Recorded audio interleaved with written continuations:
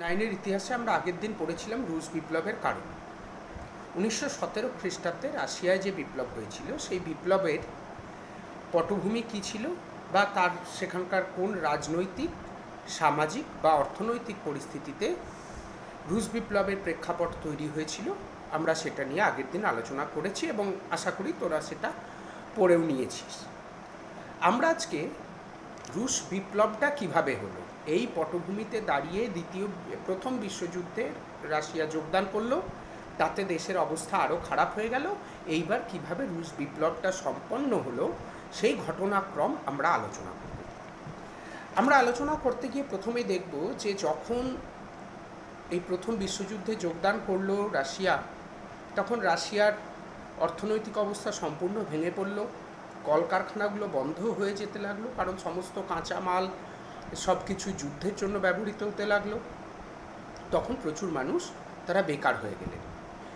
অনেক মানুষ তারা যুদ্ধে যোগদান করেছিলেন, সৈনিক হিসাবে তাদের নিয়ে যাওয়া হয়েছিল, তারা আহত হয়ে নিহত হলেন, অনেকে আহত হয়ে দেশে ফিরে এলেন। মানব সম্পদের উপর বিশাল একটা প্রভাব পড়ল এই প্রথম বিশ্বযুদ্ধের দ্বারা। এই পরিস্থিতিতে রাশিয়া একটা দল গঠন করা হয়েছিল, শ্রমিক কৃষকদের বামপন্থী আদর্শের দল, যার নাম হচ্ছে বলশেভিক দল। এই বলশেভিক দল তখন জোরদার আন্দোলন শুরু করল। তারা বলল যে কোনো মূল্যে জার্মানির সঙ্গে সন্ধি করে প্রথম বিশ্বযুদ্ধ থেকে রাশিয়াকে সরে আসতে হবে। এই এত পরিমাণ আর্থিক ক্ষতি, সম্পদের ক্ষতি, এত মানুষের প্রাণের বিনিময়ে যুদ্ধ চালানো কখনোই উচিত নয়, সেখান থেকে রাশিয়াকে সরে আসতে হবে। যুদ্ধ থেকে সরে আসার জন্য চাপ দিতে শুরু করলো। তারা বলল কৃষকদের মধ্যে ভূমি বন্টন করে কৃষকদেরকে জমি দিতে হবে, শ্রমিকদেরকে ন্যায্য মজুরি দিতে হবে, শ্রমিকদেরকে কাজের অধিকার দিতে হবে, এই সব দাবি তারা করে চলল। এই পরিস্থিতিতে 1912 খ্রিস্টাব্দে তাদের যে দলীয় মুখপত্র ছিল, যার নাম ছিল প্রাভদা, এই প্রাভদাতে তারা তাদের আদর্শ প্রচার করেন এবং শ্রমিক কৃষকদের মধ্যে এই আদর্শ বিপুল জনপ্রিয়তা অর্জন করে। 1914 খ্রিস্টাব্দে রুশ শ্রমিকদের একটা বিশাল অংশ এই বলশেভিক দলকে সমর্থন করে, ফলে এই দলটা রাশিয়ার বৃহত্তম দলে পরিণত হয়। কৃষকরাও আস্তে আস্তে এই দলের প্রতি আকর্ষিত হয়। এই অবস্থায় আমরা দেখলাম যে 1917 খ্রিস্টাব্দের 8ই মার্চ তৎকালীন রাশিয়ার যে রাজধানী ছিল পেট্রোগ্রাড, সেইখানে প্রায় 90,000 শ্রমিক তারা বলশেভিকদের নেতৃত্বে খাদ্যের দাবিতে ধর্মঘট শুরু করে, মিছিল করে, আন্দোলন করে। তারা স্বৈরতন্ত্র, জারতন্ত্র নিপাত যাক বলে স্লোগান দিতে শুরু করে।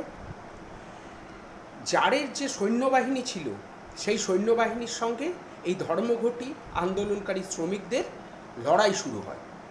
এই অবস্থায় যে সৈন্যবাহিনী ছিল তারাও বুঝতে পারছিল যে তাদের অবস্থা কতটা করুণ, তাই এই সৈনিকরাও কিন্তু সবাই ধর্মঘটিদের বিরুদ্ধে লড়াই করতে রাজি ছিল না, বরং অনেকে ধর্মঘটিদের সমর্থন করে।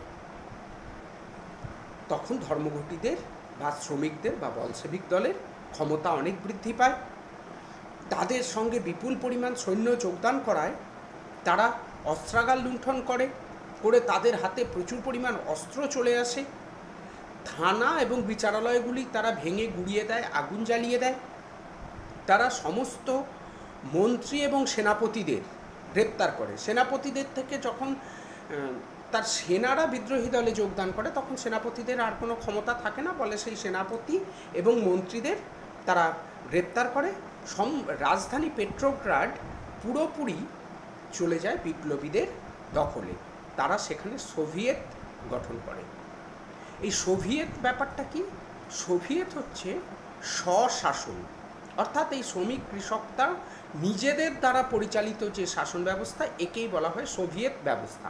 আমাদের পঞ্চায়েতে যেমন দেখি আমরা ভোট দিয়ে আমাদের মধ্যে থেকে এই প্রতিনিধি নির্বাচিত করি, সোভিয়েতগুলোও ছিল সেই রকম শ্রমিক কৃষকদের দ্বারা পরিচালিত যে আঞ্চলিক শাসন ব্যবস্থা, এগুলোকে বলা হয় সোভিয়েত। তাহলে কি হলো? পেট্রোগ্রাড শহরটা এই সোভিয়েত শাসন ব্যবস্থা প্রতিষ্ঠিত হলো, সেখানে শ্রমিক কৃষকরা সরকার গঠন করলো। এই অবস্থায় যখন সমস্ত প্রশাসন হাতের বাইরে চলে গেছে, শহরের দখল নিয়ে নিয়েছে বিদ্রোহীরা, তখন জার দ্বিতীয় নিকোলাস তিনি পদত্যাগ করলেন। কিন্তু সেই সময় এই শ্রমিক কৃষকরা সোভিয়েত গঠন করলেও সারা দেশের ক্ষমতা কিন্তু শ্রমিক কৃষকরা পেল না।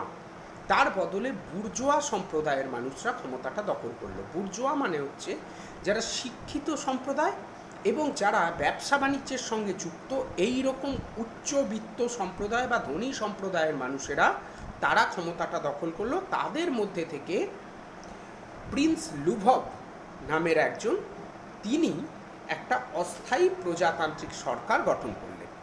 তাহলে জারতন্ত্রের পতন হলেও সাধারণ মানুষের কিন্তু হাতে ক্ষমতা এলো না, সেখানে এলো বণিক সম্প্রদায়ের হাতে। বুর্জোয়া সম্প্রদায়ের প্রিন্স লুভভ তিনি ক্ষমতা দখল করলেন। এইভাবে 1917 খ্রিস্টাব্দের মার্চ মাসে একটা বিপ্লব হলো, যাতে জারতন্ত্রের পতন হলো। এটাকে বলা হয় বিপ্লবের, রুশ বিপ্লবের প্রথম পর্যায় বা মার্চ বিপ্লব, এই ঘটনাকে বলা হয়।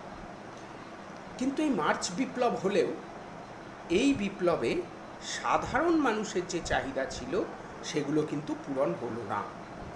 রাশিয়ায় তখন দ্বৈত শাসন চালু হয়ে গেল, মানে দু ধরনের শাসন ব্যবস্থা। কেন্দ্রে বুর্জোয়ারা আছে যারা গোটা রাশিয়ায় শাসন ব্যবস্থাটা পরিচালনা করছে, এদিকে প্রত্যেক গ্রামে শহরে গড়ে উঠল সোভিয়েত। এই সোভিয়েত শ্রমিক কৃষকরা পরিচালনা করত এবং এই সোভিয়েতগুলি গ্রাম শহরের শাসন ব্যবস্থা দখল করলো। তাহলে একটা কেন্দ্রীয় শাসন আবার একটা আঞ্চলিক সোভিয়েতের শাসন, দু ধরনের শাসন পরিচালিত হতে লাগলো। কিন্তু কেন্দ্রীয় শাসনকে না ভাঙতে পারলে সোভিয়েতগুলোর হাতে পূর্ণ ক্ষমতা আসা সম্ভব হচ্ছিল না। সাধারণ মানুষের যে সমস্যা ছিল সেগুলো কিন্তু এই যে বুর্জোয়া শাসক ছিল তারা পূরণ করতে পারলো না, তারা সমাধান করতে পারলো না। যেমন সেনাদল আশা করেছিল যে যুদ্ধে গিয়ে তাদের যে প্রবল ক্ষয়ক্ষতি হয়েছে, এরপর যুদ্ধ বন্ধ করে দেওয়া হবে, সমস্ত সৈনিকরা তারা দেশে ফিরতে পারবেন। কিন্তু বুর্জোয়া সরকার যুদ্ধ বন্ধ করল না। কৃষকরা আশা করেছিল যে তারা ভূমিদাস মুক্ত হয়েছে, কিন্তু সমস্ত জমি রয়ে গেছে কুলাক সম্প্রদায়ের হাতে। কুলাক সম্প্রদায়ের কথা আগের দিন বলেছি, যারা ছিল বৃহৎ জমিদার সম্প্রদায়, যাদের হাতে জমি ছিল। সেই জমিগুলো ভেবেছিল কৃষকরা, যে ভূমিহীন কৃষকরা ভেবেছিল কুলাকদের হাত থেকে জমি দখল করে নিয়ে সাধারণ মানুষকে দেওয়া হবে বা কৃষকদের দেওয়া হবে, সেটাও কিন্তু কোনো উদ্যোগ নিল না বুর্জোয়া সরকার। শ্রমিকরা আশা করেছিল তাদের মজুরি বৃদ্ধি পাবে, তাদের কাজের সময় 8 ঘন্টা স্থির হবে, তাদের 12-14 ঘন্টা আর পরিশ্রম করতে হবে না। সেই আশাও পূর্ণ হলো না।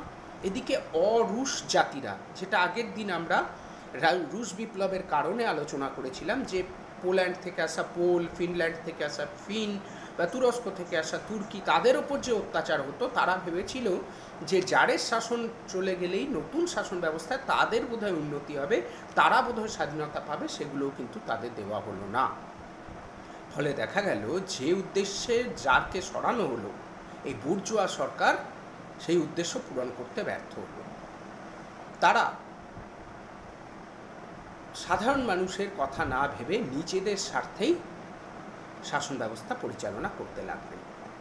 এই অবস্থায় মানুষের মনে ক্ষোভ বাড়ল। আবার বলশেভিকরা তারা আবার দাবি তুলতে লাগলেন। এই অবস্থায় বা এই সময়ে 1917 খ্রিস্টাব্দের 16 এপ্রিল সুইজারল্যান্ড থেকে রাশিয়ায় ফিরলেন বিখ্যাত সমাজতান্ত্রিক নেতা লেনিন, যার আসল নাম ছিল ভ্লাদিমির ইলিচ উলিয়ানভ। তিনি রাশিয়ায় ফিরলেন। তিনি রাশিয়ায় ফিরে 16 এপ্রিল এক বক্তব্যের মাধ্যমে তার এবং বলশেভিক দলের মূল উদ্দেশ্য স্পষ্ট করে দিলেন। তিনি বললেন, সব ক্ষমতা সোভিয়েতগুলোর হাতে আসা দরকার, সাধারণ শ্রমিক কৃষকদের হাতে ক্ষমতা আসা দরকার। তাহলেই যুদ্ধের অবসান ঘটিয়ে দেশে শান্তি প্রতিষ্ঠা হবে। উৎপাদন ব্যবস্থা এবং ব্যাংক কোনো ব্যক্তিগত মালিকানায় থাকবে না। কোনো মালিক সে কোনো শিল্প কারখানা চালাবে না, কোনো ব্যাংক চালাবে না। সব শিল্প কারখানা চলে আসবে সরকারের হাতে। জমিদারদের ক্ষতিপূরণ না দিয়েই সমস্ত জমি দখল করে নিয়ে সেগুলো কৃষকদের মধ্যে বিলিয়ে দিতে হবে। আর যে শিল্পগুলো হবে সেই শিল্পগুলো পরিচালনার দায়িত্ব সরকার দেবে শ্রমিকদের ওপর, তারা নিজেদের মতো করে এই শিল্পগুলো পরিচালনা করবেন। কোনো নিয়ন্ত্রণ সরকারেরই হোক বা কোনো মালিকের হোক কোনো নিয়ন্ত্রণ থাকবে না। তিনি বললেন যে যদি বলশেভিক দলকে ক্ষমতা দেওয়া হয় তাহলে সৈনিকরা পাবে শান্তি, কৃষকরা পাবে জমি এবং শ্রমিকরা পাবে রুটি। এই যে তারই স্লোগান, তারই বক্তব্য, এটা এপ্রিল থিসিস নামে জনপ্রিয় হয়ে উঠল এবং তার এই মত বিপুলভাবে আকর্ষণ করল সাধারণ শ্রমিক কৃষকদের। তারা লেনিনকে নেতা বলে মেনে নিলেন এবং তার নেতৃত্বেই আন্দোলন শুরু হলো। 1917 খ্রিস্টাব্দের 16 জুলাই অসংখ্য সৈনিক এবং শ্রমিক তারা পেট্রোগ্রাডের রাস্তায় সমবেত হয়ে সমস্ত ক্ষমতা সোভিয়েতগুলোকে দেবার দাবি জানাল। প্রজাতান্ত্রিক সরকার, প্রিন্স লুভভের নেতৃত্বে যে সরকার ছিল, বুর্জোয়া সরকার, সেই সরকার এই আন্দোলনের ওপর শ্রমিক কৃষক সৈনিকদের ওপর গুলি চালানোর নির্দেশ দেয়। তখন শ্রমিক কৃষকরা ক্ষোভে উত্তাল হয়ে ওঠে। এই অবস্থায় প্রধানমন্ত্রীর দায়িত্ব নেন মেনসেভিক বলে একটা দল ছিল, সেই দলের নেতা আলেকজান্ডার কেরেনস্কি।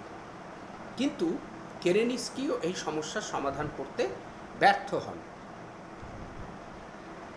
যুদ্ধও তিনি, প্রথম বিশ্বযুদ্ধ থেকেও তিনি সরে আসতে রাজি ছিলেন না। তিনি সাধারণ মানুষের আপত্তি অগ্রাহ্য করে তিনি যুদ্ধ চালিয়ে যেতে থাকেন। নিত্য প্রয়োজনীয় জিনিসের দাম বেড়ে যায়, নিহত সৈনিকের সংখ্যা বৃদ্ধি পায়, সাধারণ মানুষের ক্ষুধা সমস্ত লিমিট ক্রস করে যায়, সমস্ত সীমা অতিক্রম করে যায়। এই অবস্থায় যুদ্ধক্ষেত্র ত্যাগ করে সৈনিকরা দেশে ফিরতে থাকে। তারা দেশে ফিরে তাদের দেশের যে কেরেনস্কি সরকার তার বিরুদ্ধে আন্দোলন শুরু করে। অবস্থা পুরোপুরি কেরেনস্কি সরকারের হাতের বাইরে চলে যায়। এই অবস্থায় 7ই নভেম্বর লেনিনের নির্দেশে ট্রটস্কি নামে একজন সেনাপতি, তিনি রেড গার্ড বা লাল ফৌজ তৈরি করে আবার রাজধানী পেট্রোগ্রাডের দখল নিজেদের হাতে নিয়ে আসেন। ব্যাংক, টেলিফোন এক্সচেঞ্জ, থানা, আদালত সমস্ত কিছু আবার বলশেভিকরা দখল করে নেয়, শ্রমিক কৃষক সৈনিকরা দখল করে নেয়। কেরেনস্কি পালিয়ে যান। রাশিয়ায় শ্রমিক কৃষকদের নেতৃত্বে সরকার প্রতিষ্ঠিত হয়, যেটা এই ঘটনার নভেম্বর বিপ্লব নামে পরিচিত হলো। এই নভেম্বর বিপ্লব হলো প্রকৃত রুশ বিপ্লব বা বলশেভিক বিপ্লব, যার মাধ্যমে সারা বিশ্বে প্রথম শ্রমিক কৃষকদের নেতৃত্বে একটা দেশ পরিচালিত হতে শুরু করলো। এই হচ্ছে রুশ বিপ্লবের ঘটনা প্রবাহ বা ঘটনাক্রম। এইভাবে দু দফায়, প্রথম দফায় মার্চে বিপ্লব হলো, হয়ে জারতন্ত্রের পতন ঘটে বুর্জোয়া সরকার বা প্রজাতান্ত্রিক সরকার প্রতিষ্ঠিত হলো। সেই সরকার সাধারণ মানুষের দাবি দেওয়া পূরণ করতে না পারায় আবার 1917 খ্রিস্টাব্দের নভেম্বরে বলশেভিকদের নেতৃত্বে, লেনিনের নেতৃত্বে আবার বিদ্রোহ হলো এবং বিদ্রোহ হলো নভেম্বর মাসে, যে বিদ্রোহ নভেম্বর বিপ্লব বা বলশেভিক বিপ্লব নামে পরিচিত। এইভাবে রুশ বিপ্লব সম্পন্ন হলো দুটো দফায়। এই কার্যক্রম তোরা খুব ভালোভাবে খেয়াল কর।